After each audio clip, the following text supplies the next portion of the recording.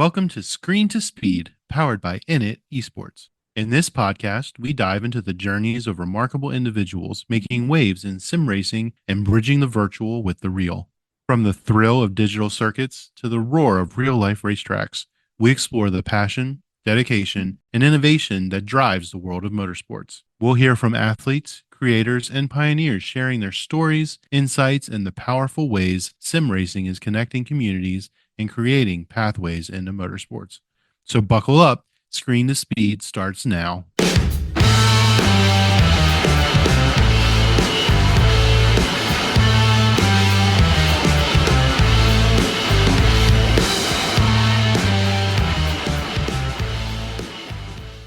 Hey everybody, welcome to In It Talks. I'm Emma Galasso. This is my first time hosting In It Talks. I was a guest twice, and I have Axe here with me. It's going to be a great talk, but please bear with me as this is my first one. So we're going to see how this goes.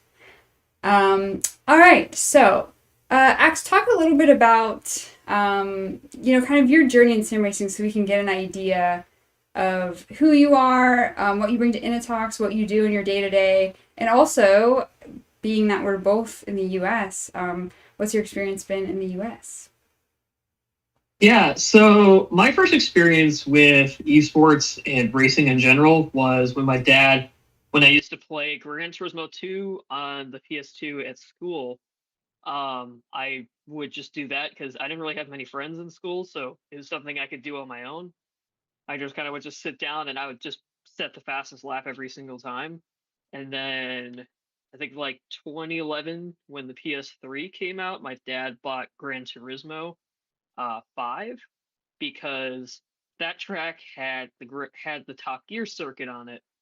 And at the time, I was really into Top Gear, and that sort of thing. Because I love the way that they presented the show. It was just so visually stunning.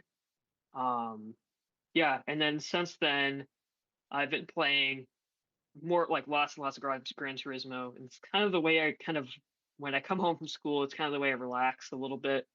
Um, Sim racing has kind of been a bit of a escape for me from some of the bullying that I've kind of faced in the real world, and it kind of gave me something to kind of work towards in that sort of thing.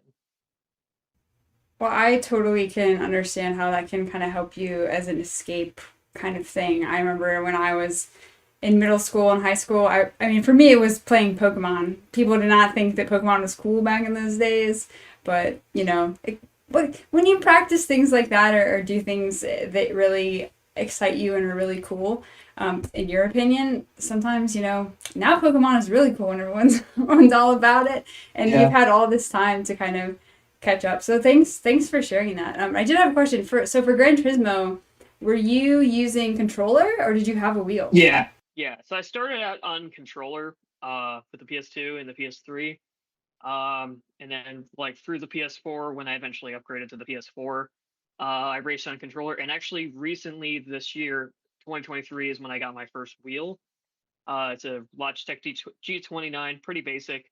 I got it on sale through B&H for $250. Nice. And at the time, I had a kitchen table back there, which I hooked the wheel up to the table, and I had the pedals on the floor. But the problem was I was using this chair, and so every time I'd hit the brake, my chair would slide out. Yeah. And so that was Been there. I had to do a lot of jerry rigging with it. But yeah, that's kind of how I kind of got more serious with it. Nice. Yeah, I started with the G29 as well. I was lucky enough to be gifted my current setup as a Fanatec setup. Otherwise, I would still be using a G29. I really feel like it's underrated. I know a bunch of people who are super fast just using a G29, but totally get the chair situation. I kind of had the opposite problem. I bought like a stand on Amazon to hold my wheel, and every time I pushed on the wheel, because I apparently pushed on the wheel, it knocked the whole thing forward. So Oh no. definitely had a good time with that. So you're still on the PS4 now, or do you do any PC? I just upgraded to a PS5 this year, and my dad actually custom built me a sim rig. Awesome. So yeah, he built it out of PVC piping. My dad used to be a carpenter, and he's a firefighter, so he's pretty handy. So he literally custom built it to my size. So he put a Jag seat in there, a wooden base plate for the wheels, for the wheel and the pedals. So it's really steady, and it's nice because I can just recline my seat back when I'm playing other games, and it's like I'm laying down. Awesome. That's super It's nice. really nice. Sometimes I sit in my Stand by. Oh yeah. Mom, I'm doing the internet. I'm doing the interview. Go. Gotta love. Sorry, that's my mom. It's all good. Hey, Mom. I was doing a live stream I did the Ferrari eSports Challenge this year, and I told my dad, I was like, please, Dad, don't walk behind me while I'm in the middle of my race. And guess who walked behind me in the middle of my race? But it's all part of the fun. That's what, streaming's all about. Okay, so on the PS5 now, that's pretty cool. I still only have a PS4, but mine is basically a Netflix machine at this point. Sorry to PlayStation. But, so let's talk about, have you done any competitions, either through Init or Screen to Speed that you'd like to talk about? Yeah, my first really big one was the Winter Cup, which I didn't place very well because it was my first time doing that. But the Spring Cup is where I kind of picked up momentum, and I finished 10th. So that was kind of like my first big kind of entrance into large scale sim racing. So could you tell us really quick what game that was on and what car you drove, just so people have like an idea? Yeah, so that was in Gran Turismo 7, and I was driving a Porsche 911 RSR, which is kind of my go-to car. Nice. All my cars look pretty much the same. They all have a purple livery on them. Nice. Yeah, it was kind of my first time really thinking through kind of what my identity is for my cars and stuff. Awesome. Yeah, livery design is one of my favorite things about sim racing. Are all your liveries just that same purple, or is there anything you custom design artwork wise? Yeah, so what I like to do is I like to play a lot with the bare carbon look too. A lot of times I like to put a lot of filmmaking related stuff on there. So different brands. My signature is every car has the color bars somewhere on the car and the PBS logo, because I currently work for PBS Milwaukee. Cool. So it's kind of like a little nod to film and also kind of my station and stuff like that. Could you explain to people who might not know what a color bar is, what that is, and what the significance is? Yeah, so a color bars is if you ever seen comedy and they cut to it basically looks like a bunch of colorful lines on the screen. That's called a color bar, and it usually has what's called tone, and it's that really annoying high pitched screech. And so I put that on there because it's kind of a joke, where it's speeding, where you'd say speeding if you're rolling tape or something like that.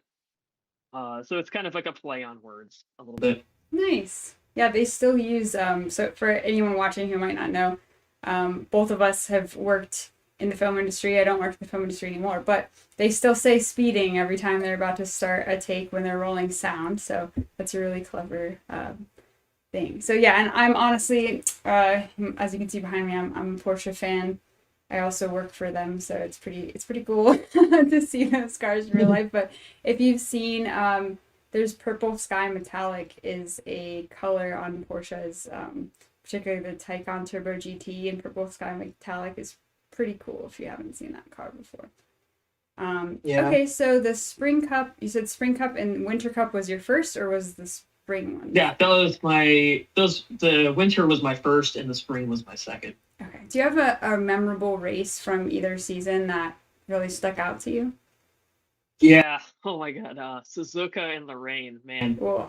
I think that was in the winter. I'm not sure, but it was either winter or spring. And that was a crazy race because I was driving the Porsche 911, which of course is rear-wheel drive, rear engine.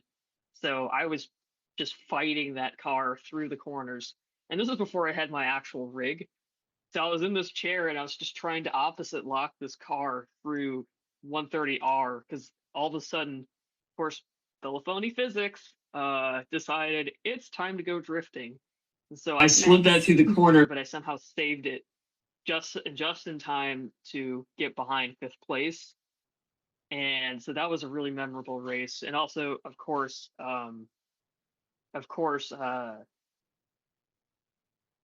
Red Bull Ring in the rain as well. Oh, wow. They really like rain I was races gonna during the say, I spring. was gonna say, there's a lot of rain. I don't think I've ever. Well, I have done a couple rain races in iRacing, but I don't think I've ever done it in Gran Turismo before. Yeah, it's pretty crazy in Gran Turismo because especially at the time I was using a PS4 and the weather system between PS4 and PS5 is pretty different. So like the conditions for the rain when I was practicing were way different than the actual race. And so I was like, okay, I got this in practice. And then the race started and everything I had in my brain melted. Yeah, I would say I did the Global Esports Games qualifier in ACC within it, and I had kind of the same thing. I'd been practicing at Coda, and I felt like, really, really good. And then qualifying, I was 3 seconds off the pace that I'd done. And I even tried to replicate the weather conditions and everything, and it just didn't bode well for me. So Yeah. totally understand that. So let's talk about what your goals are for the future in sim racing. Is it driving? Is it making liveries? Is it both of them? Videography? What is it? Yeah, so for those who don't know, I am currently studying broadcasting at a local tech college, and my plan is I want to somehow combine driving with videography. So I'm thinking like I'll do races, and then on the side I'll work as like a camera operator or something like that, because I love any time I can get behind the wheel is awesome for me. Uh, Larry Chen is a big inspiration for me because he does both driving and also photography and videography as well.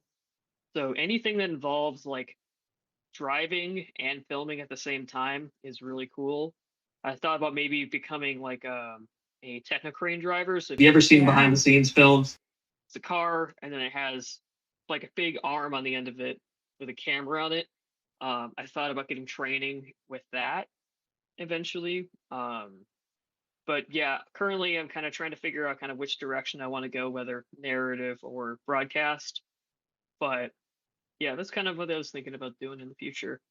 Awesome. That's super cool. Yeah, Technocrane operators have a very interesting job. Actually, the movie that just came out, oh my gosh, I should know. Oh, Den of Thieves. Den of Thieves actually has the first all electric car chase scene that was filmed. They outfitted some Porsches with cranes and shot as like the drivers were going through the actual kind of chase. It's a cool thing because it's so innovative. All of that stuff is custom built, and you really just have to know your rig and help build it. So there's a lot of creativity in that role, even from kind of an engineering perspective and stuff like that. So yeah, talk to us a little bit about what you currently do in broadcasting and like what your kind of day to day looks like in that. Yeah, so I'm currently in a broadcasting engineering program at college. So my day to day is uh so usually Wednesdays and Thursdays, Mondays, Wednesdays and Thursdays, Mondays, Wednesdays and Fridays, I have it's called workshop. So my college is partnered up with the local TV station in my city. And so what I do is I go in and they rotate me through different positions. So like for example, one day I'll be running a teleprompter, the next day I'll be running a camera, the next day I'll be like a floor assistant, and then the third day I'll be working as like a switcher or a CG operator. And then I have my normal classes, which are lecture based and lab based. So I get hands-on experience with cameras, lighting, audio equipment, etc. Um, and then I go home and sleep. Nice. Yeah, Yeah. that sounds like the typical film life. You work, then you go home and sleep. But to Yeah. add lectures in there too is definitely Yeah, it's a really cool program because it's very designed to get people like hands-on and get you jobs and stuff like that. And I recently learned that one of my professors was a camera operator at a local racetrack. So awesome. That's I'm a great hopefully going to connection. talk to him about that. Yeah. Yeah, that's definitely the way to go. I mean, they always talk about film being a networking game, but honestly, so is motorsports. A lot of Yeah. opportunities happen just because you happen to meet someone at the right time in the right place, and some really cool things can happen. So speaking of motorsport, have you ever been to any races in the Yeah. U.S. or abroad? Tell us about that. Yeah. So I like a thing that kind of a tradition me and my dad had is we always go to the fall and spring vintage races up at Road America, Awesome. which for those who don't know is a road circuit in Elkhart Lake, Wisconsin. And so me and my dad, we always try to go up there at least once or twice a year. I usually bring up my camera with me, and I bring like my dad usually brings like some snacks or whatever to eat, and we just drive around it. We just drive around, and I like to take photos. Um, that's good practice for me. And my first like overseas race I ever went to was the Le Mans 24 Hours in France. Wow, that's a big Yeah, one. it was the special gift that mom gave me. And we went there and we visited a friend, and then we went to Le Mans 24 Hours, and that was that was a crazy experience because the place where we stayed was right by Mulsanne Strait, Wow. and so like as I went to sleep, I just would just hear the cars racing by me, and it was so cool. And I That's really hope I can amazing. go back there again Yeah, I and bring honestly, my actual proper gear. yeah, I was gonna say I don't actually know of anyone who's actually been to that race in person. So kudos to you. That's a really cool race to have gone to. And if you like hearing cars when you go to sleep, I also recommend going to Daytona 24. It's a lot of fun, but Yeah. definitely sorry Daytona, but it's not as cool as Le Mans. That's kind of the Yeah. OG. Wow, that's awesome. And so I have a couple friends who like to photograph cars, and when you're at the racetrack, it is a lot more difficult than people make it out to be to photograph those cars and even taking videos. Yeah. So is that something that you've just had to learn through trial and error? Is there any resources you've used to learn how to photograph cars and stuff like that? Yeah, so a lot of it is kind of a mixture of trial and error, and also I like to use Gran Turismo to practice because I can kind of go between cameras on the Nice. track, Yeah. and like I can like say like, oh, I want this track side camera, and so I can literally just practice the shutter speed and the aperture, and just kind of figure that out. And I usually will like write it down on my phone, and then when I go Awesome. up to like a circuit or go to Run America, I will just plug that into my camera and then see if it actually works or not. And the thing is, I am not like an official press person, Yeah. so I don't have credentials to get to like the best spots on track. But the nice thing though is, Road America is you can get really, really close to the circuit. You can get really clean pictures. You can go like right up to the fence almost. And I've gotten some really, really cool shots of like this Mini Cooper driving over the curb, and you can see its little tiny wheels lifting up. Awesome. Yeah, it's definitely, I would say it's definitely trial and error, and also just kind of looking things up and kind of asking questions on forums and just practicing. Wow, that's awesome. Yeah, I am definitely not a photographer, but when the few times that I've wanted to try to get into it, all that stuff kind of, I'm like, well, I don't even know how to look at this and think about aperture and shutter speed and stuff like that. So I that's really cool to hear how dedicated you are to that. That's awesome. Let's see. Okay, so you would like to drive but also take photos as well and do videography at motorsports and stuff like that. Have you ever worked with any groups like SCCA or smaller groups that might kind of give you a press pass for their like smaller days to start with, or how do you want to kind of get into that? What's your plan? If you Yeah, could plan it out perfectly, how would you do it? yeah. If I could plan it out perfectly, what I would do is I would try to contact the SCCA at Road America, or I would try to contact um, people who race at Milwaukee Mile since it's closer to home. Since I don't currently have a driver's license, which does make things a little bit tricky. But what I would do is I would try to I try to get like a press pass through that, so I can go up to Road America and try to photograph some of the racers there. And I would actually specifically try to photograph the female drivers and try to highlight them a little bit more. Awesome. Because a lot of times, like the problem is with like female drivers is we just don't get as much press as our male counterparts. That's just kind of the nature of how it is right now. And if we do get press, it's mostly just kind of a like an op-ed or like a like kind of a filler piece. So my goal is to eventually try to talk to the SEC or um, get my portfolio together, talk to them, and then try to kind of work out a negotiation where I can um, talk to individual female drivers and try to photograph them and maybe help them with their like media and stuff like that. Awesome. That's super cool. Do you notice, like, when you're there watching people drive, do you happen to notice kind of roughly how many women are there? Have you noticed any growth or anything like that? Yeah, I have definitely noticed a growth. Again, it is in an area that is it's like I think I should say I should say it's more of like a traditional crowd there for racing, so there isn't really much female representation. But I have noticed a growth in female drivers over the years, and it's really cool because I kind of perk up when I hear a female name over the PA system, and I'm like, "Hey, Dad, there's a female driver in this race." Or my dad like tells me, and it's like that's really cool because then I'm just like trying to watch for their car and stuff like that. And I remember there was this one time I saw this driver. She had a pink helmet and a mohawk, like a mohawk glued to it. Awesome. And I thought that was so cool because they weren't afraid to show their femininity or like how they identify and stuff like that. Yeah, that's super cool.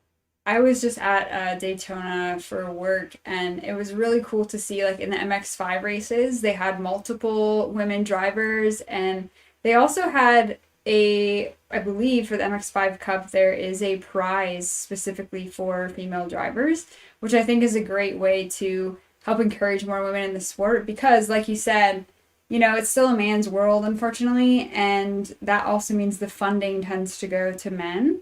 So having programs like that can be really helpful in getting people the money they need to run these cars because it certainly isn't cheap.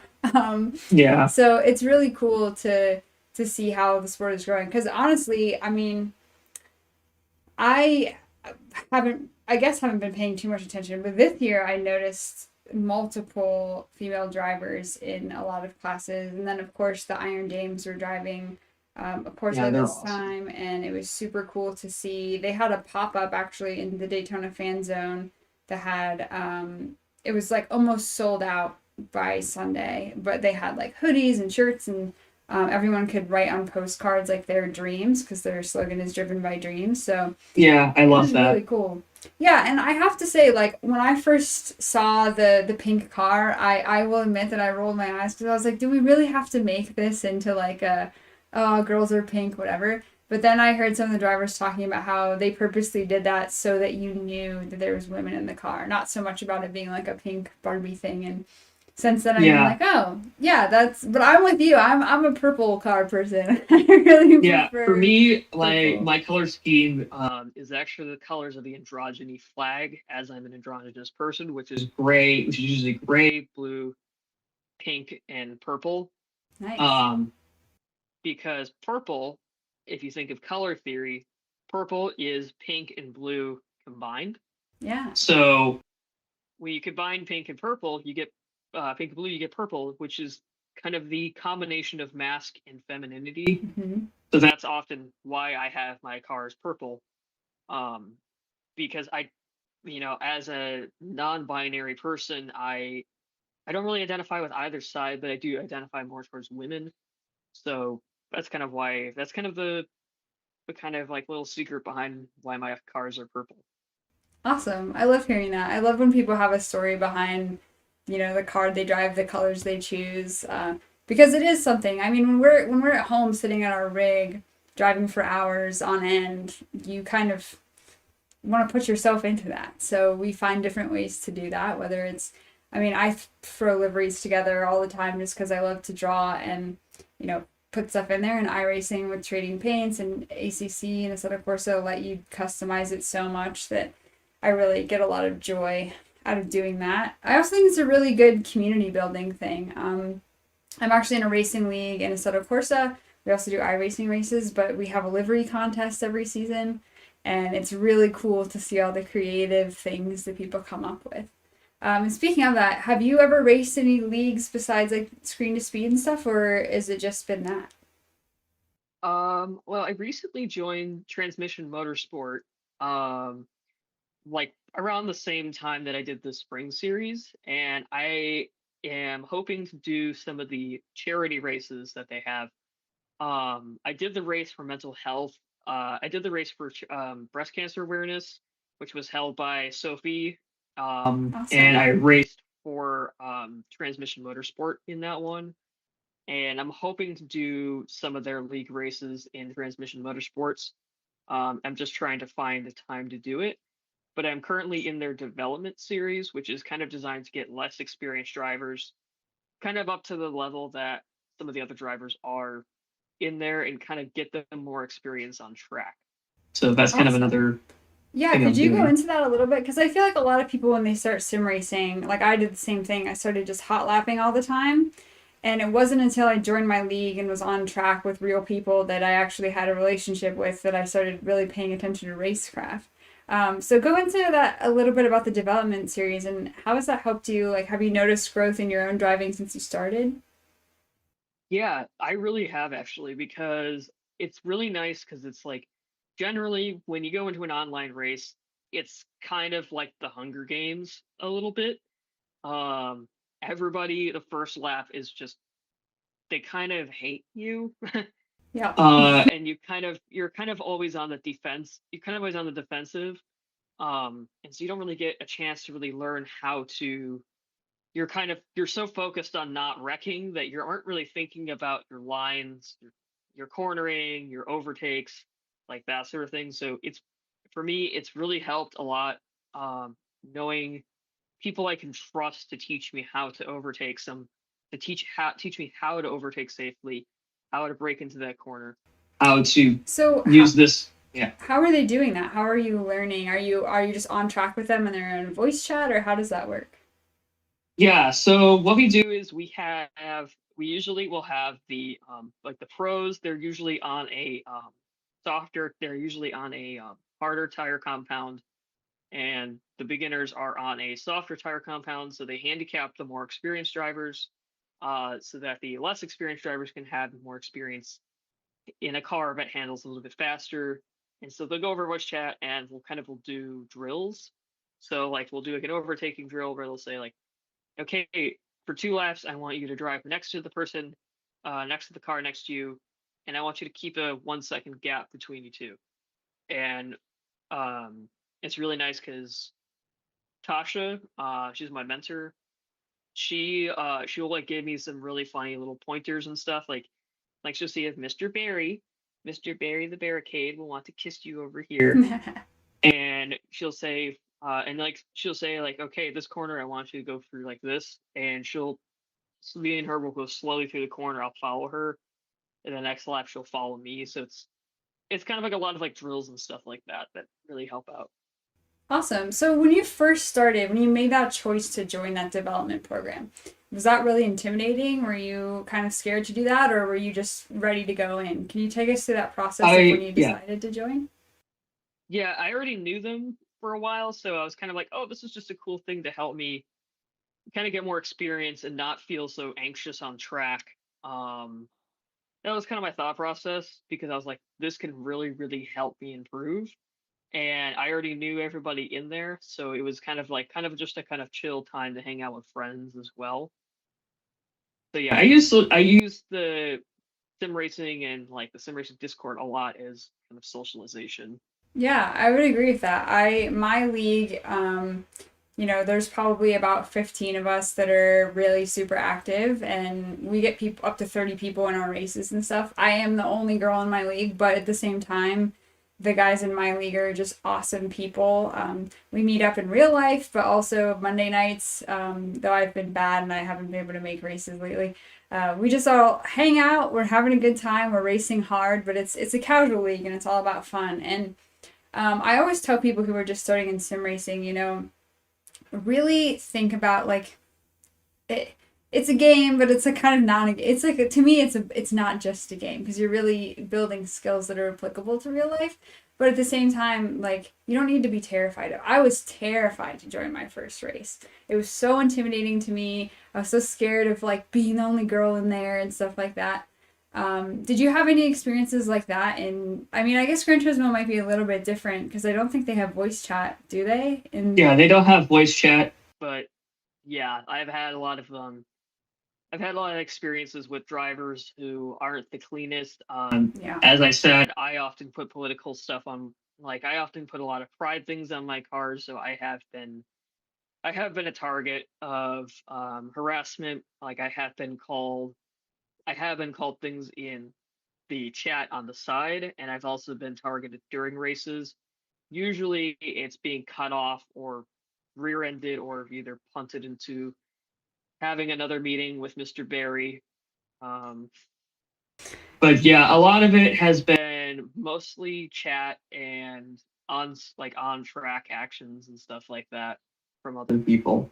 Oh, man, that's super frustrating. I've been lucky, I guess, in that sense because I always say that I'm lucky because I found my league and my league is just full of like, normal people who aren't gonna do stuff like that. And we do have people from the LGBTQA community in our league, and so it's always something where any kind of intolerance is not accepted. But of course, when you're in public races, it's not always like that. I have even iRacing when your full name is out there, which I don't particularly like, but I don't think that maybe I don't have my voice chat on for iRacing, but specifically so I don't have to hear that kind of stuff. But yeah, I can't think of a time where I've been directly targeted that I knew I was being targeted because I was a woman or anything like that.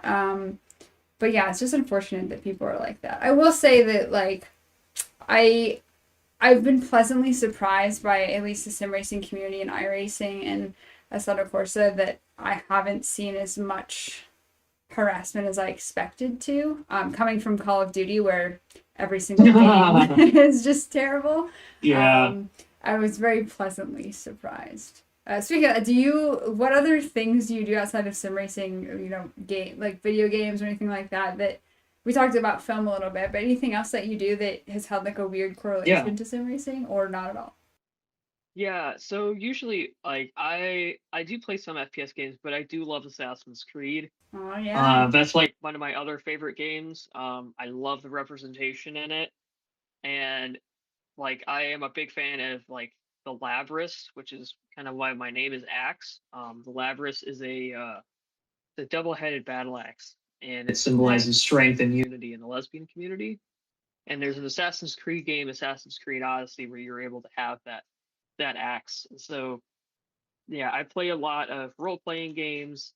I recently got into D&D, and D&D has been really, really awesome in kind of helping me tell stories and stuff like that. Yeah, that's super cool. That's so funny because so Assassin's Creed was also a big game for me that weirdly connects to sim racing because when I played Assassin's Creed, I played the first one when it came out, but Assassin's Creed 2 was my big favorite game and it inspired me to start learning Italian. And since then, I've just been studying Italian, also because I'm half Italian, but I just remember I was so motivated to try to learn what they were saying, and I would play Assassin's Creed in Italian to try to understand it.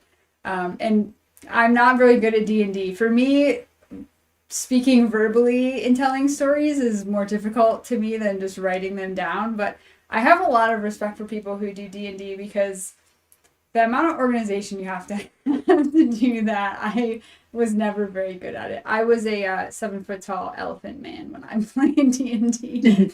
I'm a rogue elf. Nice. Yeah, I'm a rogue elf. Yeah.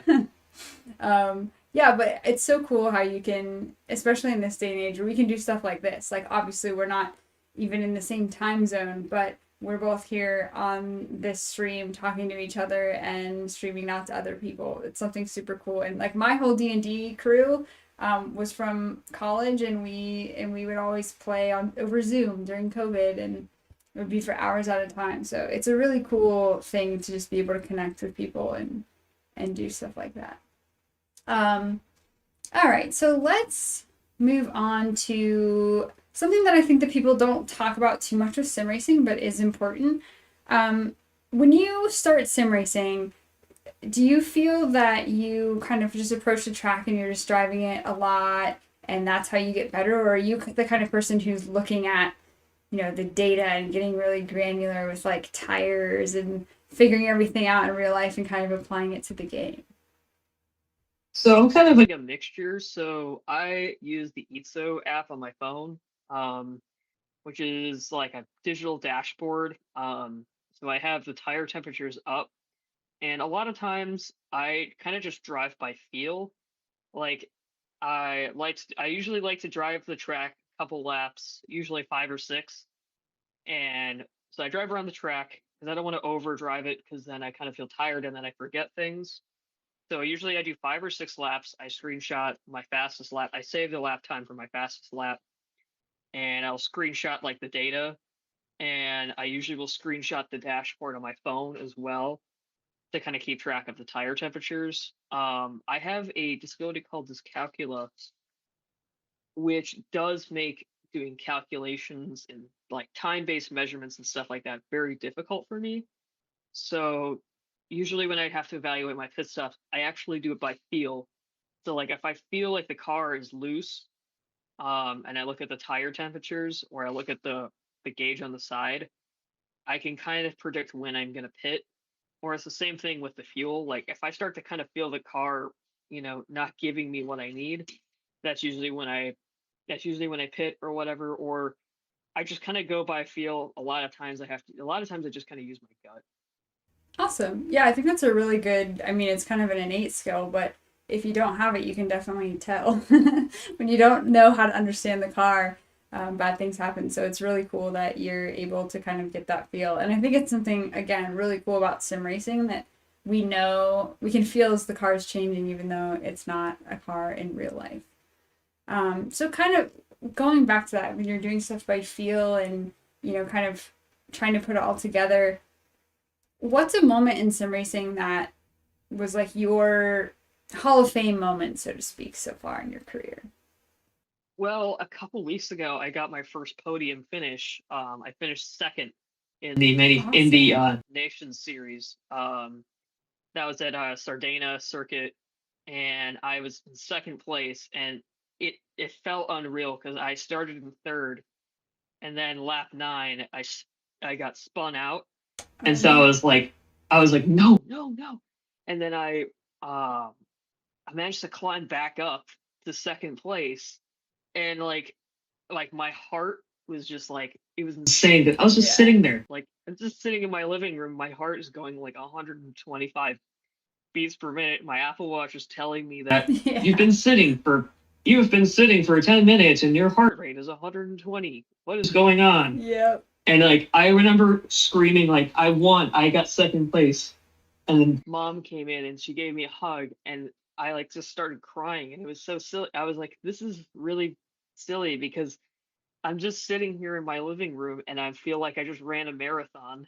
I mean, I don't think that's silly at all. It's such a rewarding thing because I mean, in my league, I started in last place every single race. I was last, and then the one time that I wasn't last and came in mid pack, like I almost cried. And then when I got my first win in iRacing, it was that kind of moment. I was so nervous and all this stuff, and then you finally pull it off, and it just is an amazing feeling. And I feel like that's another thing. How cool is that we get to just be in our house and do this thing and get so much accomplishment from it? Because you, like, what you're telling me about how much you are taking notes of things, even figuring out stuff for your camera on your sim, and then taking it out in real life. Like, there's a lot of time that goes into that, and it's a reward that you for sure earn. So that's super super cool to hear.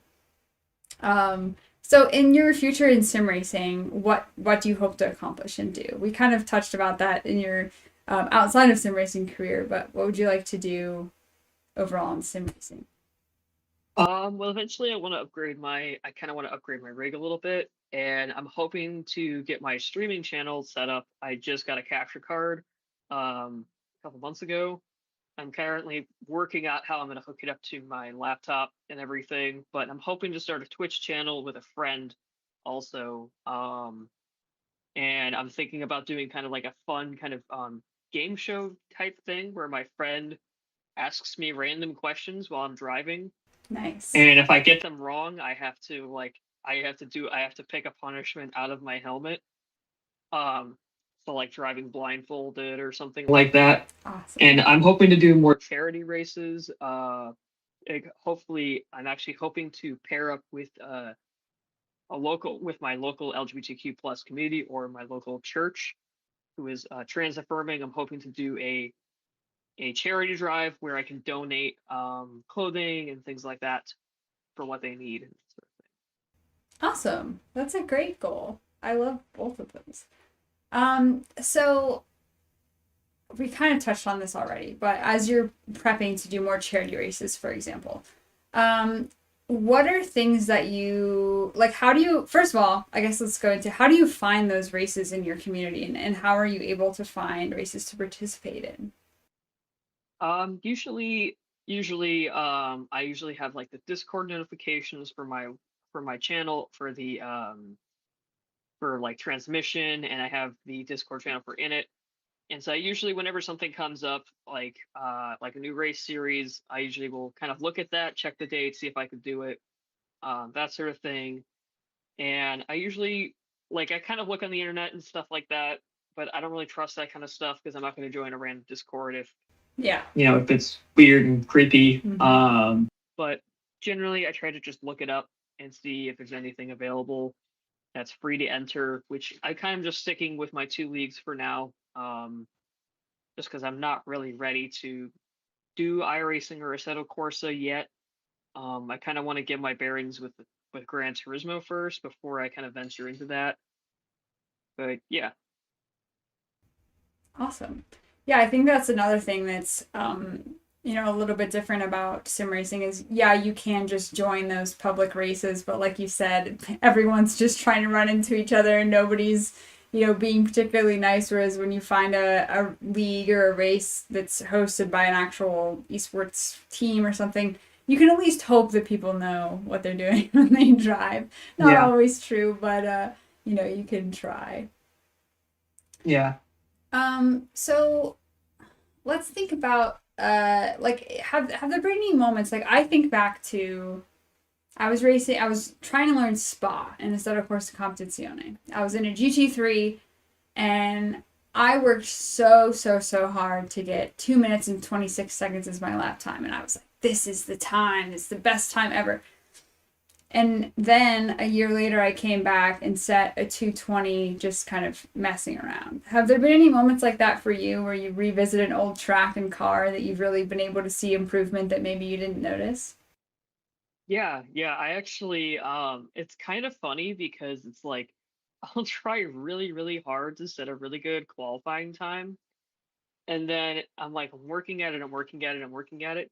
I don't get it. And then during the race, I'm in like 6th place, and then I managed to beat it. And I'm like, well, that would have been useful like 20 minutes ago. Yeah, I Now I definitely wouldn't have started back here. Yeah, I feel like that always happens to me too. I think part of it is like when you're on track with other people, at least I am. I'm way more locked in because I'm trying to get ahead of them that I can just, follow what they're doing and set faster times, but totally get that. Yeah. And kind of in that same vein, have you noticed anything about your driving style or anything that has changed for you? I know I look at my old laps and I definitely wasn't ever using all of the track. I was probably giving like 3 feet of space on either end of the track, and then now I'm giving a couple centimeters. Has there been anything you notice in your style that's changed? Yeah, I used to be very, very, very cautious with other drivers, and because of like the nature of Gran Turismo, if you get like if somebody bumps into you, there's like a 85% chance that that penalty that they were supposed to incur would transfer over to you. And so you kind of have to be really defensive. But since I've joined these leagues, I've kind of become less of a cautious driver, and I've kind of become more of a balanced driver, where I kind of I won't let people get past me, but I will drive very clean.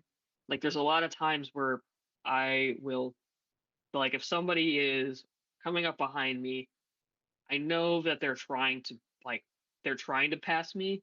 So what I like to do is I often I kind of mirror them a little bit. Like I kind of get a feel of how they're driving. I actually let them pass me first, and so I can watch how they're interacting with another driver, and then I kind of wait for them to kind of get a little too cocky with the other drivers, and I kind of wait it out. I'm kind of like the vulture Nice. a little bit, where like I kind of wait for other people to kind of mess up, and I kind of capitalize on other people's mistakes because I'm kind of the cautious person who's kind of evaluating the situation, and then I kind of go for it and stuff. I think that's a totally valid strategy. I do that unintentionally sometimes. I used to be the driver that never fought anybody because I was always convinced that everyone was way faster than me, so I would just kind of let them by. But sometimes I would let them by and then, like you said, watch them and see where they're a little slower, or wait for them to just make a mistake and then capitalize on it. Because sometimes it's really not worth the fight of, going at it for 3 laps when something like that could happen to either of you. And I know whenever I'm under pressure, I'm better at being under pressure now, but before, if you were behind me, I was just going to spin myself out just for fun. Yeah. So would you say, because it sounds to me like you've gained a lot of confidence as a driver, would you agree with that? Yeah. Awesome. Yeah, I would definitely agree with that. Like before I was kind of like you said, I was very convinced that like I had the kind of the imposter syndrome where I was like, I'm not the fastest driver here. I should just let them have their race. Or I just didn't want to make anybody upset, which would then trigger like a hate comment in the chat. And so I kind of did it as a kind of self-protection a little bit.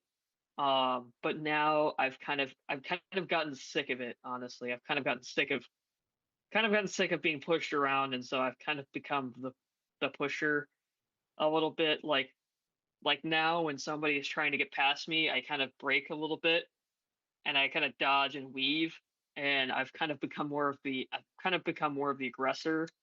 But again, I try to keep it clean because you know you get that clean race bonus in Gran Turismo. Nice. Yeah, iRacing too really punishes you if you go off track at all, so that's never fun. Yeah, you get a point. You get a point zero. You get like a point 500 per 0.500 millisecond penalty if you go off track in Gran Turismo. Ugh, yeah, I forgot about that. I would And not. it adds up if you do it again, and it goes up to 1 second. Oh my gosh, that I would be in trouble if that was me. But Yeah. that's really interesting because, yeah, I feel like when you start getting comfortable in the car, you really, I mean, it's just like what drivers talk about all the time. Like when you know that car like the back of your hand, you can do stuff like that because you know exactly the limit and stuff like that. So super cool. Yeah. Last race, I was driving again the GT3 RSR, and I knew that I could go through Urogue without lifting, and other people couldn't. And so even in the rain, I was able to go through Urogue without lifting. And Nice. it's terrifying, but it was so cool. Oh yeah, that's a scary one. I remember I was doing that in Assetto Corsa in the Ferrari 296, and it was crazy. I was always like, I don't know if I'm gonna make it. I'm just gonna, put my pedal to the metal and hope that it works out. So sometimes it's what you gotta do. But yeah, there is definitely a lot of confidence that comes with that, and that's kind of what that seat time is all about. I always tell people, I'm like, look, I didn't believe it either when I started, but you really do need the seat time, and you just gotta be in there and do it. And eventually, whether you realize it or not, you're getting better every single time that you really race. All right, so it looks like we are kind of approaching our end time here. Is there anything that you wanted to discuss about either in it or the mission of women in esports, and anything that you would like to talk about? Yeah, mostly just I kind of wish there were more organizations in my city, and in like the United States in general for esports racing, especially for women. Because I've been looking around and there just really isn't anything for women. Yeah. In the United States, there's a ton of stuff in UK I've noticed, but there's not really much here in the States. And so I would personally love to start something or find something with women in the United States, like just so we can have accessibility for that. Because especially if you're a woman living in a much metropolitan area, there just really isn't anything really to find.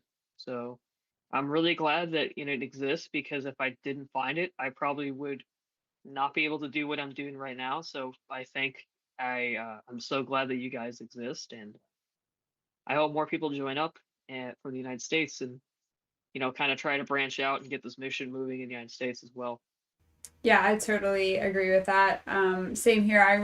All of my league is actually primarily in the US and Canada, which I was very surprised to see, because I really thought that US was only going to be like NASCAR and stuff like that. So I've been pleasantly surprised by that. But a lot of the esports specific people that are really like into the esports aspect of it are not in the US. And I'm really hoping that, like you said, we can kind of get the movement going in the United States, because they're like what you're saying, when you live in a big city or something, it's way easier to just have a rig than it is to go on track. I will say that since I've been involved within it, and if you have LinkedIn, I highly recommend like following Steffi, following in it, because a lot of stuff is actually, I find it through LinkedIn, oddly enough, not even through Instagram or stuff like that. But there are organizations out there for women. Maybe not necessarily for sim racing, but motorsports in general. Someone that I work with actually organized on track days for women. Of course, you have to own your own car to take it to the track, which isn't really accessible, but still, those kind of events, you really only know about it if you know somebody, because they don't have, all this money to put into marketing. But I think that the rise of like IMSA's growing in popularity. Obviously, Formula One's taken a big boost of growth in the US. So I think that things are coming, but it's kind of up to us a little bit to help spread the message. So yeah, definitely agree. I'm super grateful for organizations like this that really exist just to kind of help women, especially in that spotlight for esports, but then in the US as a whole, to make it more of a popular thing. So thank you so much for joining us this evening. It's been a pleasure. Yeah. For anyone who's not watching live, it is late here in the US. So I had a great time talking, and thank you so much. Thanks to everyone tuning in today. Again, this is my first stream, so hopefully it didn't go super crazy. Thank you, Alex, for being my guinea pig, so to speak. I think this has been a great conversation, and I really look forward to talking on the Discord and hanging out more. So thank you very much, everybody, and we'll catch you next time.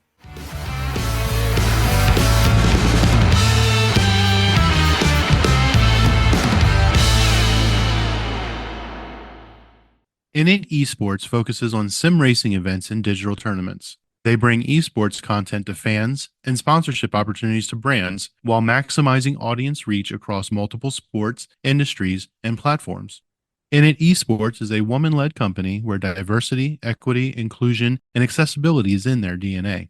And their platform aims to combat bullying and cheating to help make the esports world as safe and fair as possible. To learn more, be sure to log on to www.innitesports.gg or follow them on social media at Innit Esports. Join their Discord, check out their YouTube channel, or follow their live content via Twitch. This episode has been brought to you by Gran Touring Motorsports as part of our Motoring Podcast Network. For more episodes like this, tune in each week for more exciting and educational content from organizations like the Exotic Car Marketplace, the Motoring Historian, Break Fix, and many others. If you'd like to support Gran Touring Motorsports and the Motoring Podcast Network, sign up for one of our many sponsorship tiers at www.patreon.com/GT Motorsports. Please note that the content, opinions, and materials presented and expressed in this episode are those of its creator, and this episode has been published with their consent. If you have any inquiries about this program, please contact the creators of this episode via email or social media as mentioned in the episode.